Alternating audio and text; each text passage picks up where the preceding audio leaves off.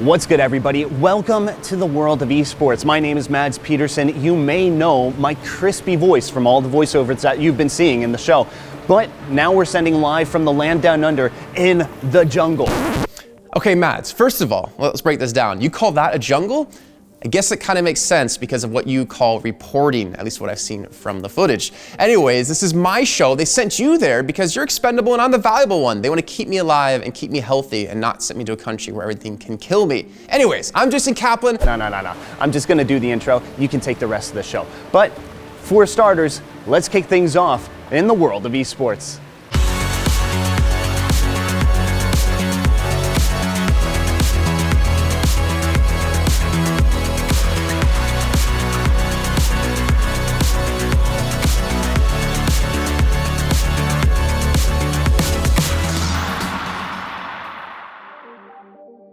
Do not adjust your TV sets. Everything, I swear, is the way it should be. And if anything, it's a hint to what's coming up this week here on the World of Esports. We're talking about IEM Sydney. So before we get into that, let's flip the screen back around. There we go. We're good to go. Everything's the way it should be. So we're talking about IEM Sydney. We have a recap of what happened last year in 2018 and who took home the title. And we have a little bit of an insight into the teams we expect to potentially win in 2019. We also, in Mumbai last week, got to talk to some cosplayers about their craft, how they honed it, the amount of energy, time, money they spend to make sure they're the best they can be in their field. And of course, sponsorships is a major factor when it comes to esports. We got to sit down with a representative from Intel to talk about their last decade plus involvement in esports, because it's not called the Intel Extreme Masters without Intel.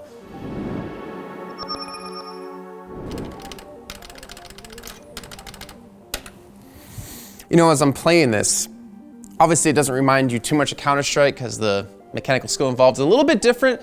But what it does remind me of is those hermit crabs, and reminding me how in this game they're trying to kill you, just like almost every animal and insect and creature ever in existence in Australia is trying to kill you over in that part of the world. Now, we talked about IEM Sydney 2019 is coming up this week, but we want to give you guys a quick recap of what happened last year and who took home that trophy. It's been a whole year since IEM last visited the land down under, where shoeies are tradition and everything is said to be upside down. The 2019 edition is right around the corner, so it's probably a good time to take a trip down memory lane and see what actually transpired at last year's event at the Kudos Bank Arena. 16 teams were in attendance, all ready to grab the $100,000 grand prize. Participants came from all over the globe, featuring powerhouse teams such as Astralis, FaZe Clan, and SK Gaming, going up against local underdogs in the shape of Chiefs Esports Club, Greyhound Gaming, Order, and Legacy Esports.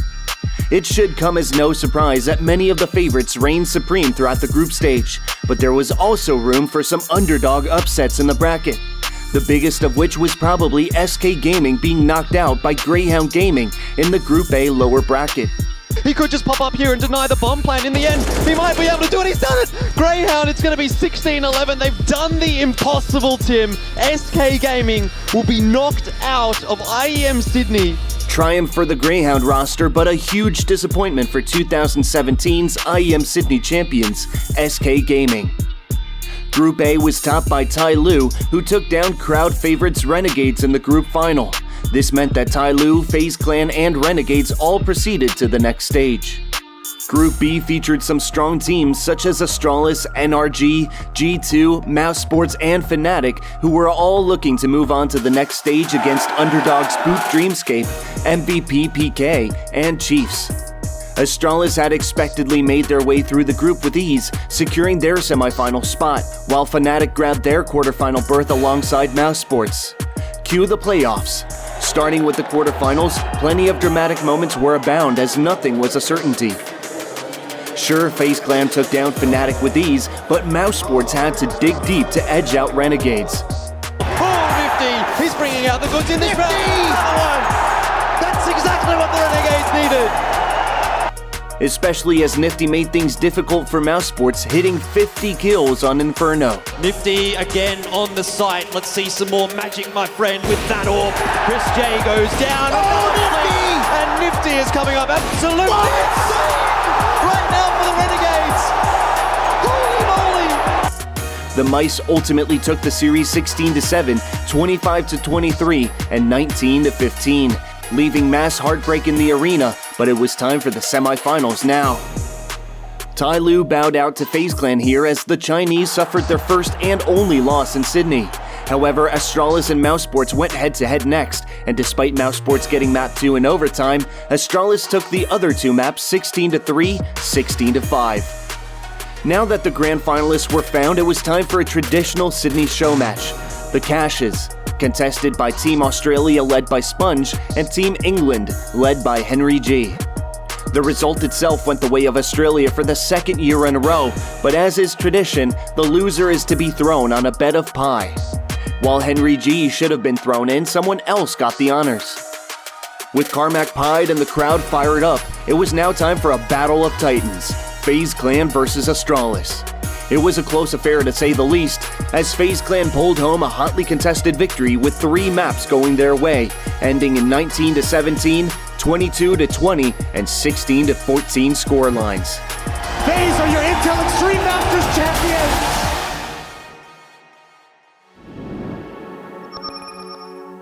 IEM Sydney is right around the corner here coming up this week, and a lot of teams out there are feeling the pressure. However, they need to that was not a fart, that was the chair. They should take a page out of JDM's book here and lounge and relax it out, because you know what? Astralis is not there. There's no chance they're gonna beat you in the finals or decimate you like they've done in the past. And we took a chance to take a look at some teams we think have a chance to take home that title.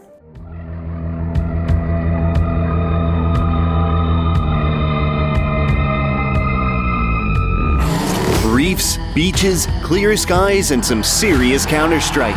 Another edition of the Intel Extreme Masters in Sydney is almost here, so before you get mesmerized by the land down under, you'd probably like to know who has the biggest chances of lifting the trophy, right? Now don't worry, we've got you covered. Here are Sydney's 4 teams that can make it all the way through. It's not a surprise that we begin our journey with Team Liquid. Currently North America's top team, for the past few months, they've been a force to be reckoned with. However, when it matters the most, Team Liquid chokes and fails to reach that ultimate goal of being the best. Catches Liquid completely off guard! In the past, it happened on numerous occasions, mostly from the hands of Astralis, and in time was named the second place curse. They look to break Liquid here, and they will. All done, and credit to Glaive. But with Astralis not attending the Sydney tournament, it's highly probable that this time all odds are with Team Liquid, provided that they don't crumble in the same way as they did in Katowice. The better team today, and Ents eliminates a tournament favorite right at the start of the playoffs. But with players like Stewie2K and Twists, Liquid should certainly go far. The question is, will they handle the pressure and finally manage to make that first step towards winning the second season of the Intel Grand Slam? Probably not when FaZe Clan stands in their way. FaZe have recently been going up, and their triumph during the Blast Pro Series in Miami is a perfect example. They're also the defending champions of IEM Sydney, which puts some weight on their shoulders, and it might get heavier given Adren's uncertain future within the active roster. But even despite these problems, FaZe Clan is looking pretty strong at the moment, especially when you also consider Nico's extremely good disposition, combined with his skills as an in-game leader. Nico though, a single tap of the USB, a second, oh my god, it's all about Nico again! Perhaps in the given circumstances, they will be able to lift the Australian trophy once more. Speaking of roster changes and uncertain futures, we surely have to say a few words about Mousesports. This international roster has been going through a really tough time this year, and a lot of things had to be done after a disappointing performance during the Katowice Minors, where they failed to qualify for the main event. A 1v2, slowly but surely he creeps up through Highway, the rest of the team looking on, but no, Valiant Co closing it out 16-8. That's why on the 14th of March, the organization announced their new roster, being almost a complete overhaul. Oscar, Sunny, and Stiko were replaced by Frozen, Woxic, and Kerrigan, with Regin later joining as the Mice's coach. Oh my god! Together with Chris J and Rops, this new formation looked very powerful on paper, but could they really make an impact? This question was soon answered during the EPL 9th season's group stage, where Mousesports won Group A with a clean 3-0 balance.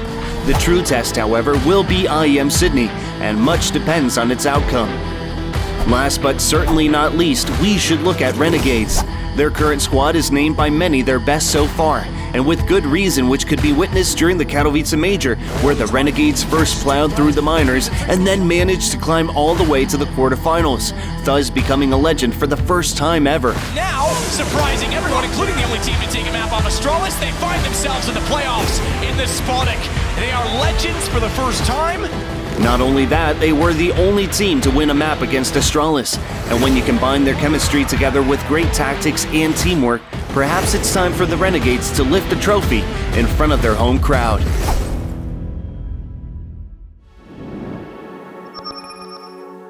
We're going to start off the news with some CSGO action as Valve has continually tweaked the map pool and maps themselves. With the latest update, developers have introduced numerous changes to the maps present in the competitive map pool, with most of them, of course, coming to Vertigo.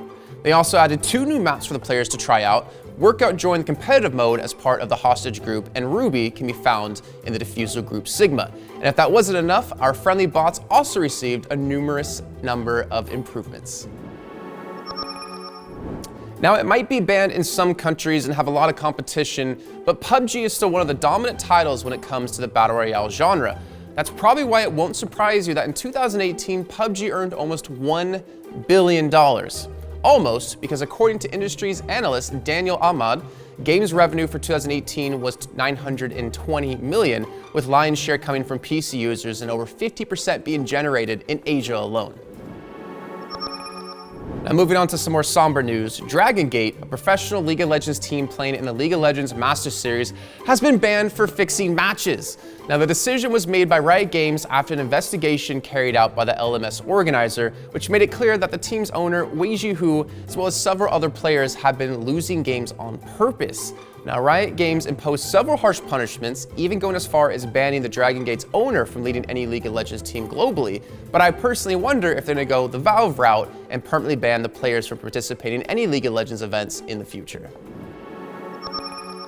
And speaking of League of Legends, a new champion will soon appear on Summoner's Rift. Yuumi, a magical cat flying on a book, will boost your support pool with their interesting set of abilities, including healing, shields, and even cuddles. Yes, cuddles, as she can jump on her friends' backs to help them.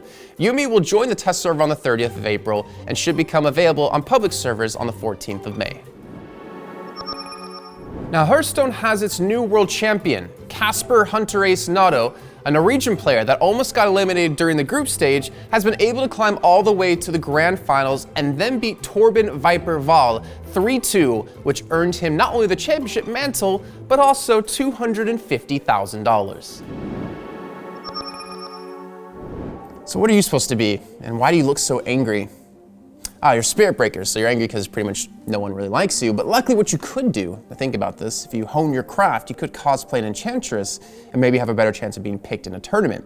But speaking of cosplay, and speaking of Dota 2 in particular, Dota 2 is massive when it comes to cosplay. And luckily for us, when we were at ESL One Mumbai, we got a chance to talk to some cosplayers about the money, the energy, the amount of effort it takes to hone their craft and become a successful cosplayer. So take a look.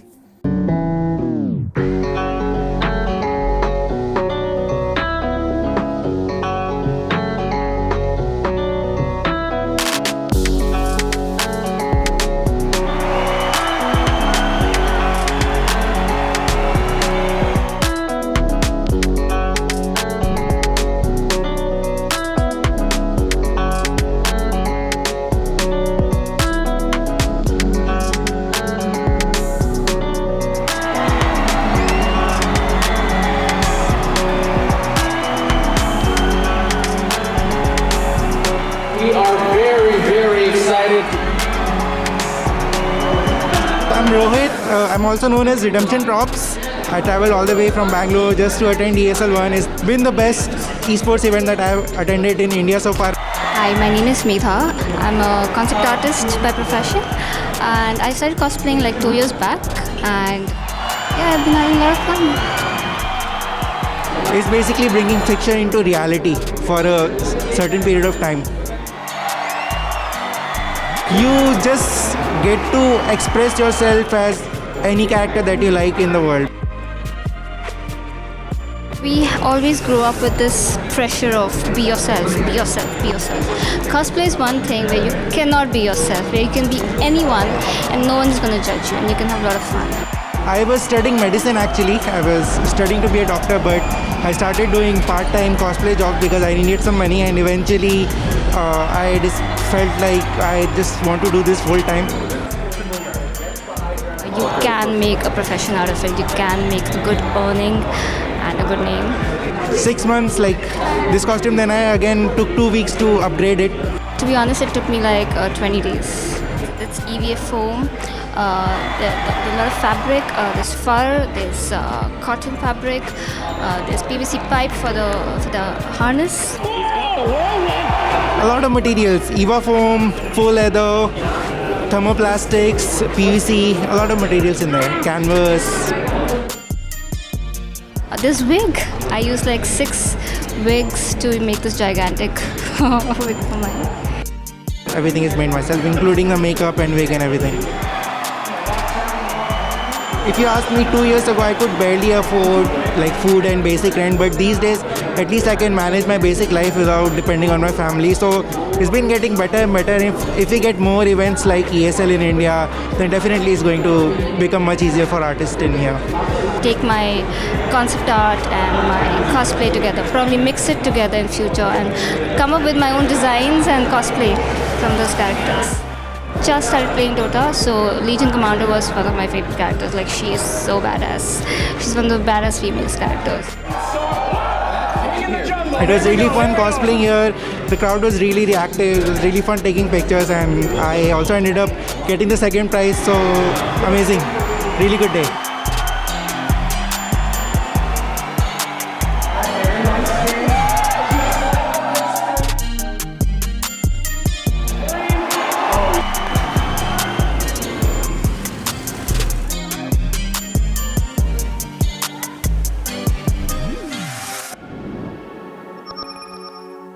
Now let me ask you again some couple questions. You should know where we're going with this.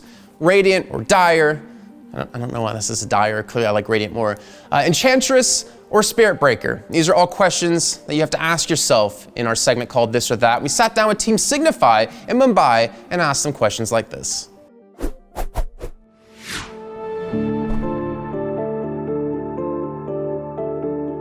So I choose Radiant because I always win in Radiant.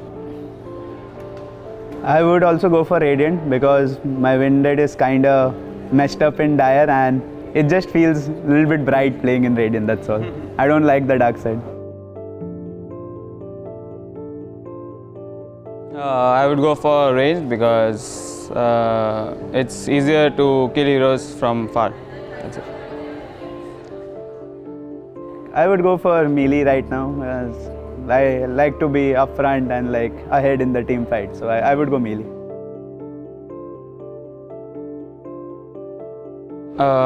Female characters because most of my heroes are female characters. I don't mind any, I go both ways.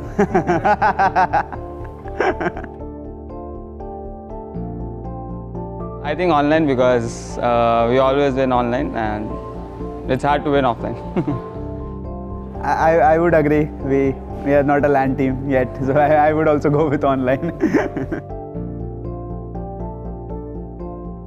I prefer late game because at least in late game we all can do stuff, and sometimes early game it's difficult to make moves and stuff. So. I would go early game because late game there are too many factors, rush, timings and all that stuff. Like early game can be based off like dominating in lanes and stuff, which can make the game easy, so I would go for early game.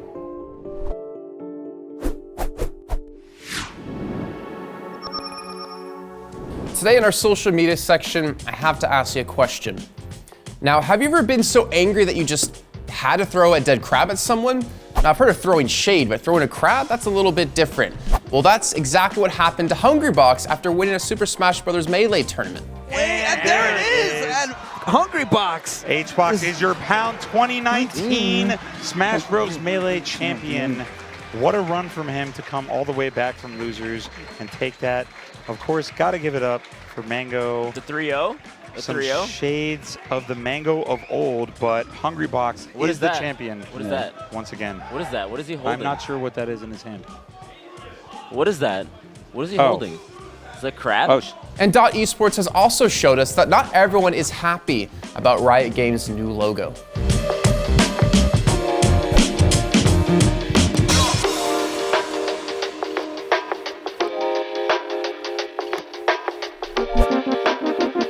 And to top it all off, here's another great piece of CSGO art, this time featuring Team Liquid.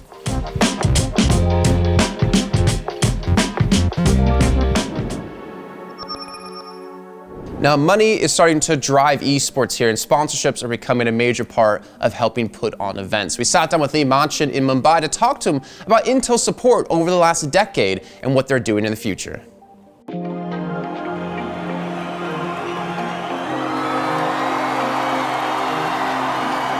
The number one story that we want to tell is that esports runs on Intel.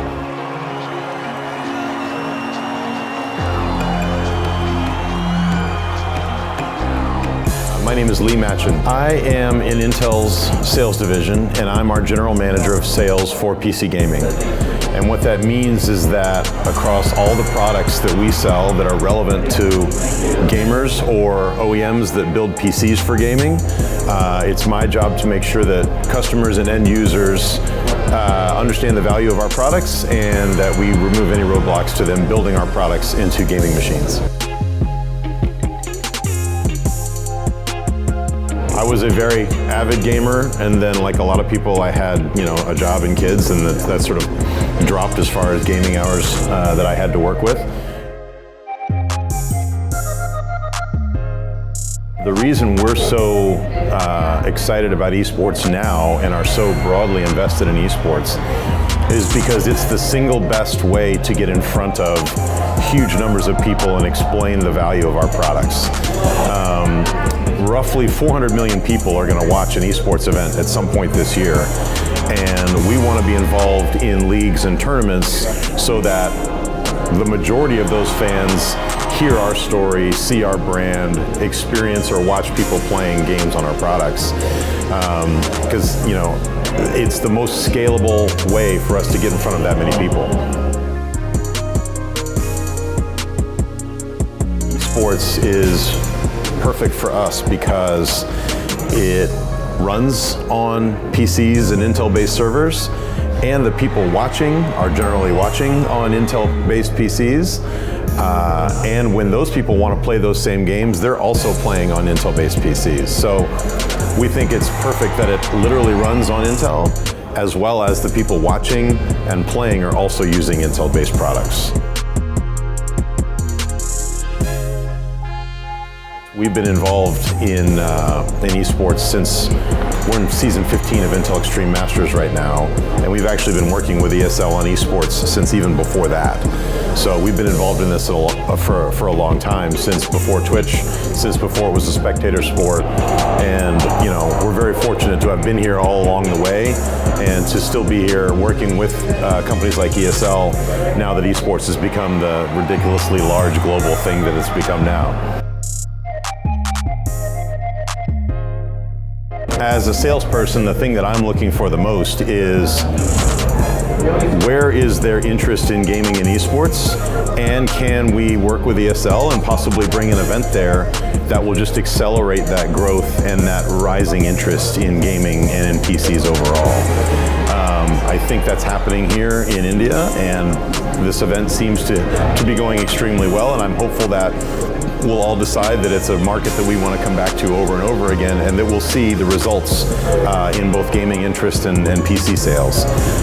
I can think of half a dozen other countries that I would love to do the same thing. Obviously, we can't do events everywhere every year, but there's other countries in Asia and in Europe and South America where I think similar things can happen.